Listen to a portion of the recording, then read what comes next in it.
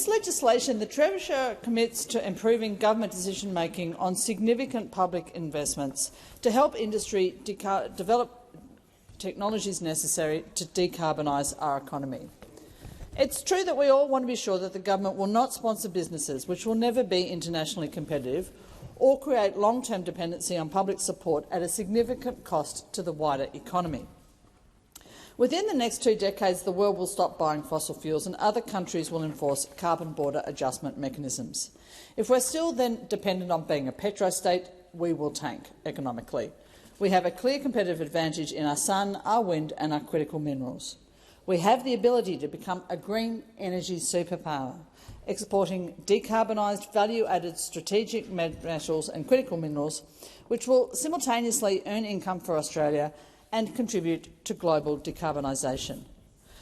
But before we jump to subsidising new technologies and nascent industries, we have to identify those in which we have a demonstrable current or future competitive advantage and determine how best to support them while minimising risks to the taxpayer.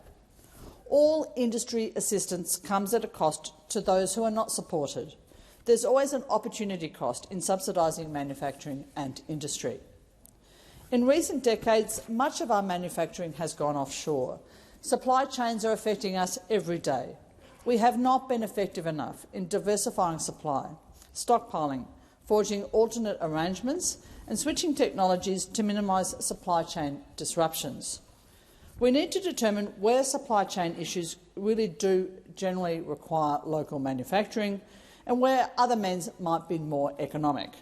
We should also remember that those areas in which we have a genuine sovereign risk and potential for development both of domestic surety and a significant export market.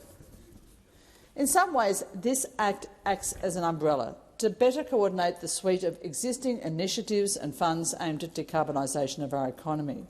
But the means by which it will intersect with and interact with other entities in this space, whether that be the Productivity Commission, CSIRO, ARENA, the CEFC or others, is not yet clear. To ensure value for money, any government assistance should be based on an independent, transparent and evidence-based assessment of the risks and the potential benefits associated with each proposal. There should be tight criteria specifying the outcomes to be achieved and mandated performance monitoring against those specified outcomes. The Secretary should be compelled to consult with the relevant authorities and entities in undertaking those assessments. Only those entities meeting strict criteria for funding in the national interest should receive public support. We want to streamline assessments, minimise duplication and increase accountability. Early indicators, unfortunately, have cast some doubt on the government's preparedness to adhere to these standards under this legislation.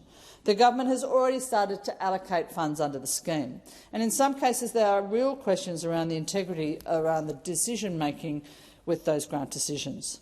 So the amendments I've moved today to this bill will increase clarity regarding sectoral assessments and the extent to which they will consider such questions as relevant international trade agreements, current national stockpiles and resources, and the need for diversification of our resources.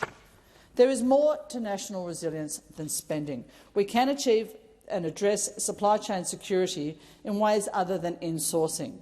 I move here an amendment to ensure that funding under the FMIA framework does not proceed unless all other alternatives have been exhausted.